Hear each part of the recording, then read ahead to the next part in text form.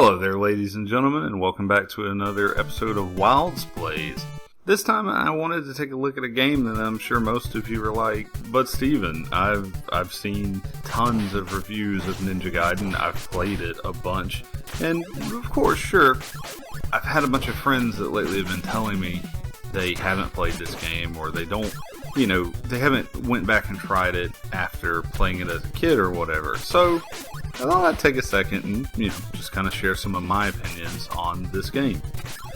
I didn't want to do an entire written review because I think mostly I would just be reiterating a lot, and honestly, though there's a lot to this game, I think one of the reasons why it works so well is because it's pretty simplistic when you get down to it.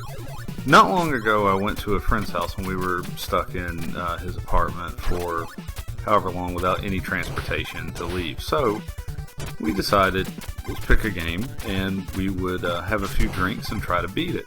Ninja Gaiden ended up being that game. I had played it a bunch when I was a kid and kind of went back and tried it a little bit not too long ago. But it wasn't until this particular night that we stayed up until 6 in the morning that it just really kind of hit me how much I actually liked Ninja Gaiden. The game is difficult, I'm not going to lie to you. There's something though that really connects here. There's something about this kind of NES hard that just works. This is a game that I have been sitting here playing recently, and I will have friends come over and they'll want to try it, and then they'll get sucked into it also, wanting to see if they can beat a certain part or get past this particular boss.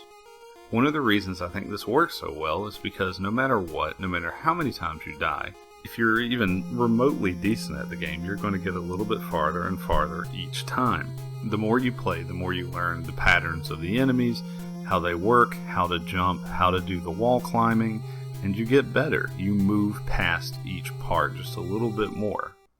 This is like a carrot and stick situation. It keeps you coming back because you really think you can get farther. You can beat this part that has been giving you so much trouble.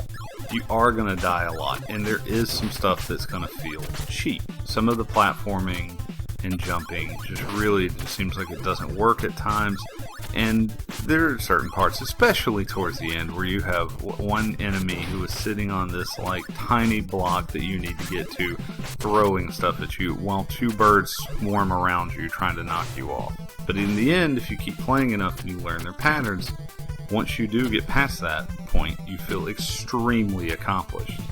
The game is honestly amazing for a lot of reasons. It's simple, combat is easy to pick up, the special weapons, once you learn how to use them, become more like a surgeon's tool instead of just having additional ammo or something like that.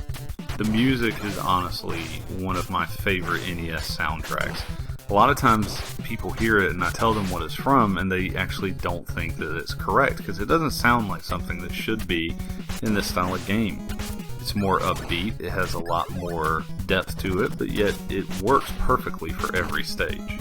It's memorable, it gets stuck in your head, and there are plenty of awesome versions of it out there for you to find. These cutscenes at the time were of course something pretty special for the NES. There wasn't another game really doing anything like this on home consoles. Sure, cutscenes might be the wrong term since they were pretty much just moving pictures, but they really hold up. Some of these are just frankly iconic at this point, and the dialogue is hilarious. I played this one a lot as a kid, but I really played 2 more.